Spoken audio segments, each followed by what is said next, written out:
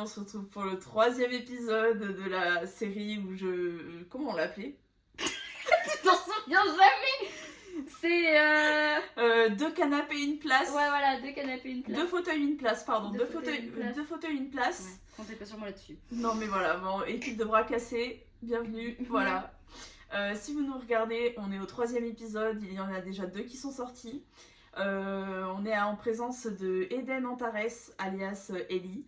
Enfin, moi j'aime bien l'appeler Ellie, mais c'est Eden Antares sur Instagram. Si vous voulez aller la suivre, vous pouvez. Et aujourd'hui, on va lui poser des questions un peu sur son style d'écriture. Parce que ça nous intéresse tous, je pense, de savoir ce qu'une autrice à en devenir peut écrire et comment elle écrit. Donc ma première question, ça va être: comment décrirais-tu ton univers littéraire en 3 mots? Sombre. Déjà, je suis assez... voilà. Mélancolique. Et je dirais dramatique. Ok. Ah ouais. C'est Si très vous dark. cherchez du sourire et de l'humour, passez votre chemin. J'aurais quelqu'un à te faire lire sur Nocteller. Petite pub à Nocteller. Allez tous sur la plateforme Nocteller. Top comme Wattpad, mais sans pub et français. Ah, sans pub. Sans pub et français. Hmm. C'est très intéressant. Si tu veux publier là-dessus, je te le recommande vivement. Et en plus de ça, j'ai un ami qui écrit pépite. Allez lire, je mettrai quelque part son nom pour que vous puissiez aller lire ce qu'il écrit. C'est vraiment fabuleux. Et c'est sur Nocteller, donc foncez. J'ai fait ma petite pub. On peut passer à la question suivante. Qu'est-ce qui t'a donné envie d'écrire pour la première fois? En fait, j'ai un passif scolaire et social qui est un peu particulier. Pas mal de harcèlement et tout ça quand j'étais plus jeune et quand j'étais enfant. Et je pense que c'est venu de là en fait. L'idée de vraiment vouloir extérioriser un peu tout ça, même si je savais pas du tout que je le faisais en fait. Ouais. C'était un peu indirectement. Mais vraiment, les premières fois où j'ai écrit, j'avais 11 ans et quelques. Et c'est vrai que j'ai toujours écrit des choses assez... Non mais descends. assez... On est en interview. On est en interview. Tu viendras après. C'était toujours assez sombre et assez... assez centré en fait sur le descriptif des ressentis internes, sur tout ça. Ok, ça marche. Voilà. As-tu besoin de vivre une émotion avant de pouvoir l'écrire? Oui. Oui, moi dans mon cas, oui. Oui. Après, je peux...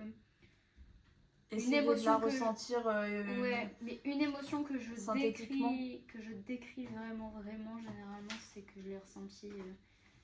Après, je peux décrire quelque chose que j'imagine ou que je pense être, mais D'accord.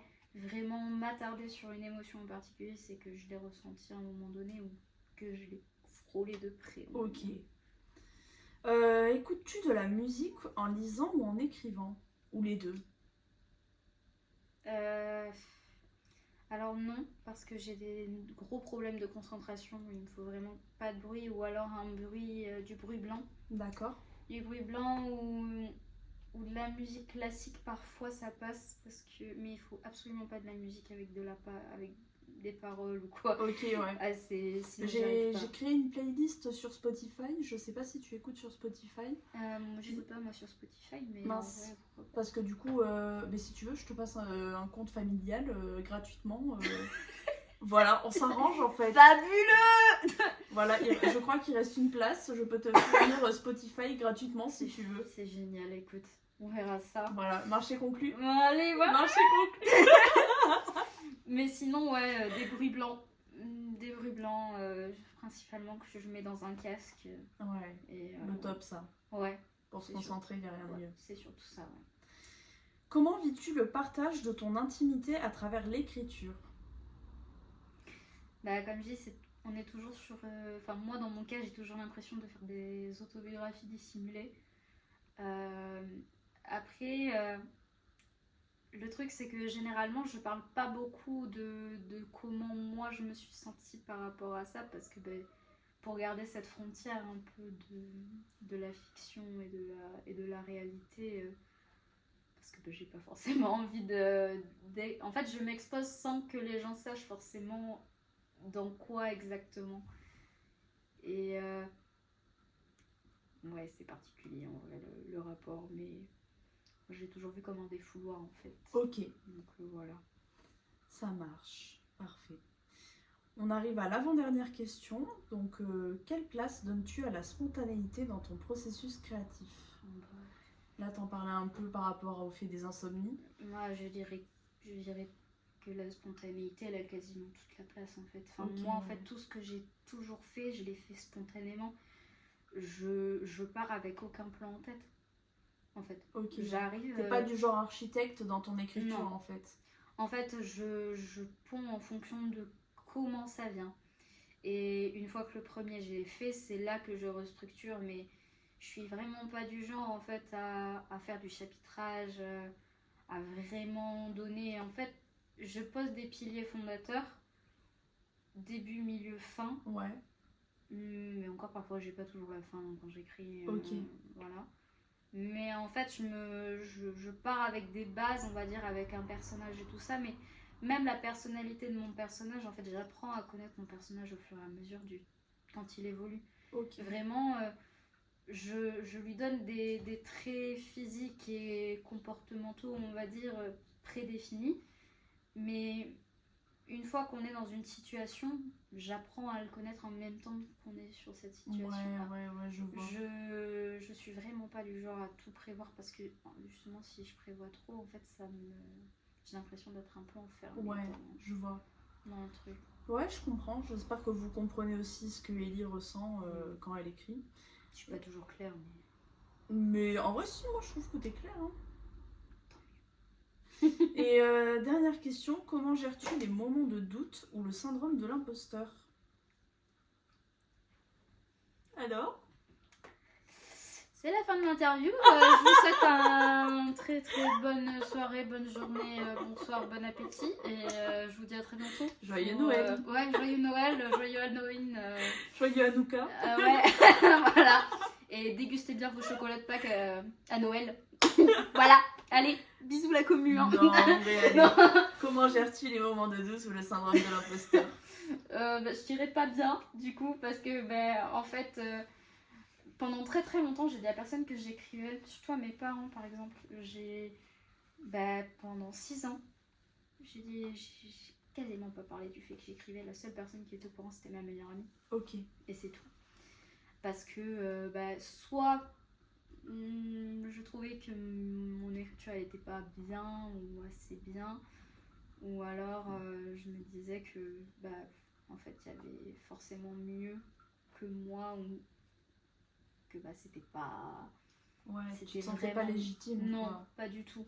Ouais. Puis moi je me dis, j'avais pas du tout la prétention de dire j'ai le niveau d'un écrivain publié en fait. Alors que en soi, enfin je veux dire c'est un truc. Qu'est-ce qui nous différencie d'un écrivain publié à un ça. écrivain amateur? Non, mais surtout qu'on dit en plus un écrivain qui a été publié s'est retrouvé comme ça à un moment donné. Enfin, bah oui. Surtout qu'en plus, bon, c'est le cas de tout le monde dans l'écriture, on travaille forcément, mais moi on va dire j'ai vraiment vu le process. Enfin, ça fait 11 ans que j'écris du coup, vraiment. Ouais. Donc l'évolution je l'ai vue. Donc oui, forcément, moi je parle d'un vrai travail parce qu'on est sur du travail et je serais curieuse de savoir le nombre d'heures, de jours, d'années que j'ai passé à juste écrire, mais voilà. Ça c'est intéressant. C'est vrai que c'est compliqué parce que parfois on ne se sent pas légitime du tout. Donc c'est compliqué parfois de passer au-dessus de ça, mais j'essaye, ne serait-ce qu'en partageant parfois un peu de mes textes, même si c'est très compliqué pour moi de le faire. Parfois je le fais à des amis ou quoi. Ouais, il faut que tu sois lu pour pouvoir te sentir légitime et que tu aies des retours en fait. C'est ça en fait. Si t'as pas de retour, tu sauras jamais si ton histoire a du potentiel ou non et est-ce que ça vaut le coup de la publier et ensuite d'avoir de la reconnaissance. C'est ça. Ok, merci beaucoup pour toutes ces réponses. On a terminé le 3e épisode. On va se retrouver la semaine prochaine pour le 4e épisode. Ne regarde pas les questions. J'ai pas regardé. C'est surprise parce qu'on va tourner la vidéo en suivant. Donc je vous dis à très vite. Et Au revoir. puis bye bye.